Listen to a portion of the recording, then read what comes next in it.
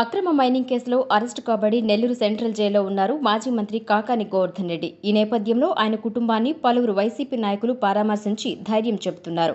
ఇదే క్రమంలో గోవర్ధన్ రెడ్డి కుమార్తెను పరామర్శించారు మాజీ మంత్రి, పీఏసీ సభ్యులు పోలుబోయిన అనిల్ కుమార్ యాదవ్. నెల్లూరు నగరంలోని కాకాని నివాసానికి చేరుకున్న అనిల్ ఆమెతో మాట్లాడారు. త్వరలోనే గోవర్ధన్ రెడ్డి కడిగిన ముత్యంలా బయటికి వస్తారనే నమ్మకాన్ని ఆయన వ్యక్తపరిచారు. కాకాని కుటుంబానికి వైసీపీ అధినేత జగన్మోహన్ రెడ్డి దగ్గర నుంచి సామాన్య కార్యకర్త వరకు అందరూ అన్ని విధాలుగా అండగా ఉన్నారని ఆయన ధైర్యం చెప్పారు. గోవర్ధన్ రెడ్డి కుటుంబానికి అందరూ భరోసా ఉన్నారని తెలియజేశారు.